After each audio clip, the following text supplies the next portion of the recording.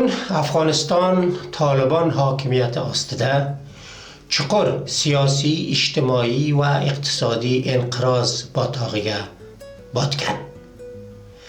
Xavfsizlik va barqarorlik shiorlari bilan hokimiyatni egallagan Taliban amalda mamlakatda kuchga asoslangan yopiq va javobgarliksiz boshqaruv tizimini o'rnatadi.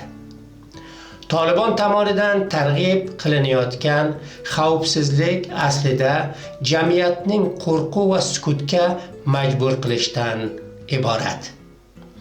Qizlar ta'limining to'xtalishi, ayollarning ijtimoiy va iqtisodiy hayotdan siqib chiqarilish, mustaqil ommaviy axborot vositalariga bosim o'tkazilishi, bularning barchasi ushbu hokimiyatning jamiyat ehtiyojlari va zamonaviy boshqaruv tamoyillaridan qanchalik yiroq ekani ochiq ko'rsatadi.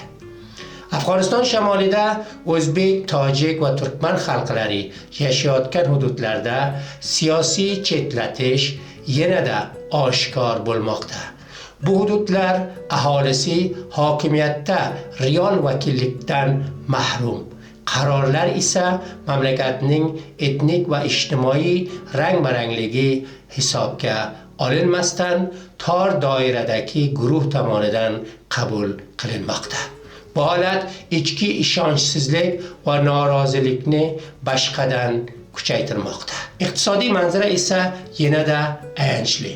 Bank tizimi izdan chiqqan, bozorlar esa sust ishsizlik va qashshoqlik ommaviy tus olgan.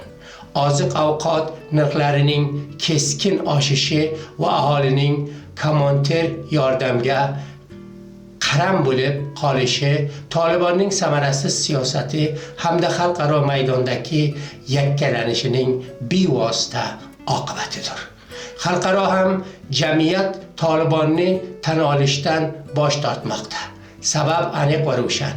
Inson huquqlarining muntazam buzilishi, siyosiy tizimning yo'qligi va davlat boshqaruvida minimal darajadagi shaffoflikning ham mavjud emasligi. Bu sharoit Afg'onistonning kelajagi yanada muhimlashmoqda. Ochiq haqiqat shu: Taliban zamonaviy davlatni boshqarish salohiyatiga ega emas. Kuch va inkor siyosati bilan mamlakatni barqarorlashtirib bo'lmaydi.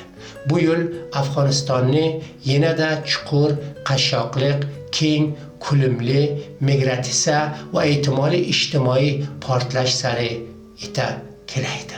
Bugun Afg'oniston xalqi, ayniqsa shamol hududlari aholisi adolatli boshqaruv hokimiyatda haqiqiy ishtirokni va inson qadr-qiymatiga asoslangan siyosiy tizimni talab qilmoqda.